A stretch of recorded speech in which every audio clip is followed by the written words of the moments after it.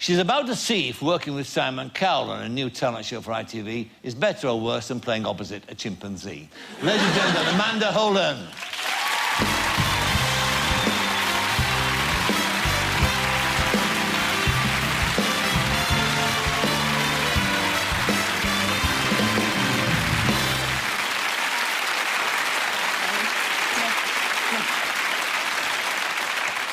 You're looking wonderful. Thank you very much. Motherhood suits you. Thank you. I thought it looked a little bit like some gift wrap.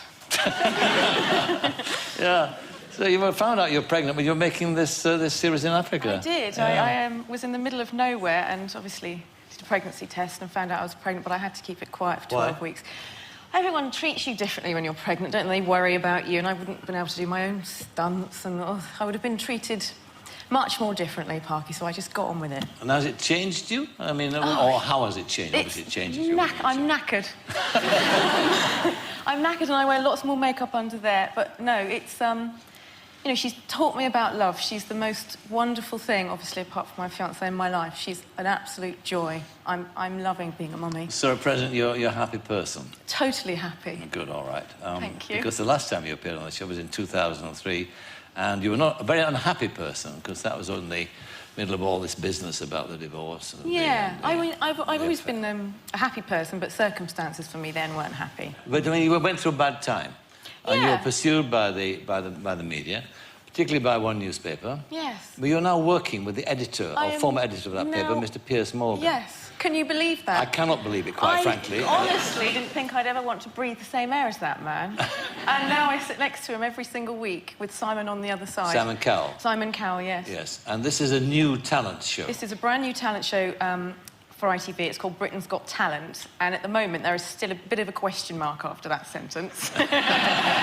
So, I mean, it has to be serious, because the prize is an appearance at the Royal Variety Performance. And 100 grand, yeah. And 100 grand. So, I mean, you're not... I mean, obviously, there's a comic element in there, which is what you want on a show like that, it being a talent show. But it's a responsible job. You know, we are genuinely looking for anything in Britain that we think would be a great asset to the Royal Variety Show, because it's one of the biggest shows that this country still hosts. So it could be a speciality act? Yes, it could be anything. Anything at all? We have had horses, jugglers... Wait a minute, horses doing what? Oh, dancing. Dancing? Yeah. With each other? Yes.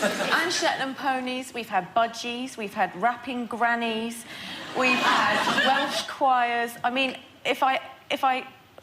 It's like being on drugs or something, Michael. I sit there and you don't expect to see, like, a little pig or a granny that comes out dressed like Jade Goody. You know, you think you're on some kind of trip. What does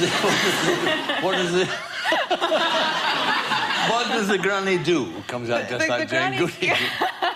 She comes out and she just made up this whole rap thing, and yeah, I mean, I'm glad my nan doesn't do that kind of thing, but I did ask if my nan could join her posse, and she said she could. And what does your friend, your erstwhile friend, your new best friend, Mr. Piers Morgan, know about performing? Well, as he keeps stating a lot on the show, he was the showbiz editor to start with of The Mirror, so he understands what entertains the British public. Critic. Allegedly. He has the finger on the pulse. Allegedly. Allegedly. Now, when you decided, and you must have thought about it when the proposition came, that you had to work alongside this man, did you think long and hard about it? No. An ambitious woman. Yeah, I really...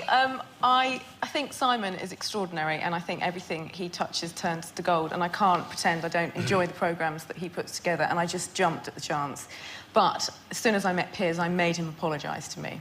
And what did he say? He said... What did you say to him? Well, I first of all said, you know, you hounded me for most of your career, well, 3 years of my life. When he was editor of The Mirror. When he was editor of The Mirror, and it was unnecessary, and it was vindictive, and, you know, it is a beast you can't beat, obviously, the tabloids in this country.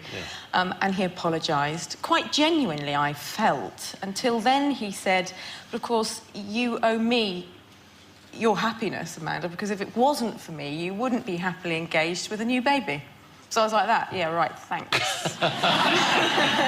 So it's a bit of a get out, isn't it? In a sense. But you know, now he's poacher turned gamekeeper, isn't he? He's out there. Very much so. Actually, very much so. I'd be very interested to see how he handles this. Like this, to all his mates at the papers. Yeah. Oh, of course, He's got something on everybody. They're never going to do anything against him, are they? Looking after their own, eh? Yes, always. What about the other Simon Cowell? And I did say as a joke that, you know, maybe you found out working with animals in Africa preferable to working with him. But, I mean, do you? No, he's a pussycat, He's a Simon. pussycat, man, He is a backside. pussycat. He is, do you know? He's a pussycat like... He is, Michael. He's also...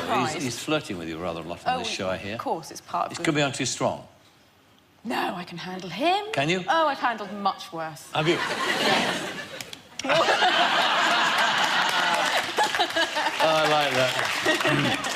Now, what else is happening apart from the new show that we talked about? That show starts, and then I pretty much, the week after that finishes, I fly back off to South Africa. You do? Are you enjoying it out there? I love it. It's the most... great experience. It's a wonderful experience filming all those animals. You take it for granted, you know, you come out of the loos and there are zebras outside and there are elephants that walk past and they're in your shot. You're like, get that damn elephant out of my shot. Stop staging me, darling. And you take it all for granted. But it's a beautiful landscape and it's very isolated, so now, it's hard. You've said before in the past that you're a very ambitious person and have been all your life. Having a child now and a family, does that make you less ambitious?